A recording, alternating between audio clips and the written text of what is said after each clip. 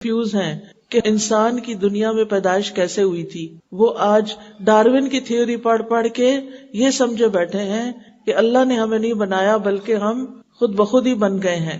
آج آپ دیکھیں جتنے زیادہ بڑے اسکول کالجز میں یونیورسٹیز میں بچے جا رہے ہیں اتنے ہی اپنے دین کے بارے میں زیادہ کنفیوز ہو رہے ہیں، کیونکہ ان کو اس طرح برین واش کیا جا رہا ہے کہ ان کا تعلق اللہ سے نہ رہے، وہ صرف اپنے خواہشات کے بندے بن کے جئیں، بس جئیں اپنی مرضی سے جو چاہیں کریں.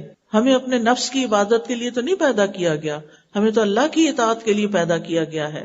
لہٰذا ان لوگوں کو جو بالکل نہیں جانتے انہیں بھی بتانا ہے کہ اللہ نے ہمیں بنایا ہے، ایک مقصد کے لیے ہمیں پیدا کیا ہے. 4 چیزیں اللہ نے اپنے ہاتھ سے بنائی ہیں. نمبر 1 عرش الہی جو ساری مخلوقات کی چھت ہے، باقی ساری چیزیں اس کے نیچے ہیں. اللہ سبحانہ وتعالیٰ عرش کے اوپر ہے. دوسری چیز جنت عدن، جنت اللہ نے اپنے ہاتھ سے بنائی، جو انسان کے لیے اللہ نے بنائی کہ اچھے کام کر کے آؤ تو یہ تمہارے لیے. جنت اللہ سبحانہ وتعالیٰ کی تخلیق میں سے سب سے خوبصورت چیز ہے. آدم علیہ السلام کو اللہ نے اپنے ہاتھ سے بنایا تھا، باقی چیزیں کن کہہ کے بنائی ہیں. آسمان، زمین، ستارے، سیارے یہ کلمہ کن سے بنے ہیں. آدم کو اللہ نے اپنے ہاتھ سے بنایا اور آدم کو اللہ تعالیٰ نے سب سے زیادہ عزت دی. وَلَقَدْ كَرَّمْنَا بَنِي آدم اور اس کی اولاد کو اللہ نے عزت بخشی. اور پھر قلم کو اللہ نے اپنے ہاتھ سے بنایا. سبحان اللہ، یہ 4 چیزیں ایسی ہیں جن کو اللہ نے عزت دی ہے، ان کی بہت بڑی اہمیت ہے. ان میں سے ایک ہم انسان ہیں. انسانوں کو کیا کرنا چاہیے؟ دنیا میں قلم لے کے علم حاصل کر کے اللہ نے جو ہمارے لیے سب سے اچھی جگہ بنائی ہے اس کے لیے محنت کریں، اس کے لیے کوشش کریں اور جہنم میں جانے سے بچیں. وہ کام نہ کریں جو آگ کی طرف لے جاتے ہیں. ہمیں پوری لسٹ پتا ہونی چاہیے کہ کیا کیا کام آگ میں لے جانے والے ہیں اور کون کون سی چیزیں جنت کی طرف لے جانے والی ہیں، اور پھر اس کے مطابق ہم سلیکشن کریں کہ ہم نے کیا کرنا ہے کیا نہیں کرنا. کیونکہ انسان کے لیے سب سے بڑی رسوائی، سب سے بڑی ذلت کی بات کہ وہ اینڈ آف دا ڈے جنت میں نہ جائے اور جہنم میں جائے. وہ ذلت اور رسوائی کا دن ہوگا اس انسان کے لیے جسے اٹھا کے جہنم میں اوندے منہ پھینک دیا جائے گا. اور وہاں 2 چیزیں بڑی تکلیف دہ ہوں گی، ایک ہے آگ اور دوسرے ہے تنہائی. جہنم میں ہر شخص اکیلا ہوگا، اپنی اپنی سزا بھگت رہا ہوگا.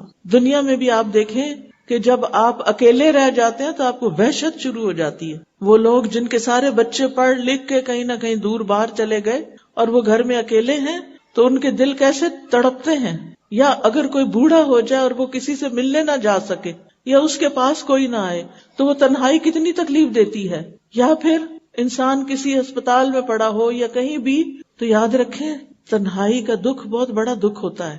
اسی لیے آپ دیکھیں کہ قرآن مجید میں جہاں جنت کی آیتیں آتی ہیں وہاں خالدین فیہا آتا ہے اور جہنم والوں کے ساتھ خالدن آتا ہے، سنگولر صیغہ آتا ہے. ہر بندہ اکیلا ہوگا، کوئی کسی کی بات نہیں سنے گا، روئیں گے، چیخیں گے، چلائیں گے، کوئی ان کی فریاد نہیں سنے گا.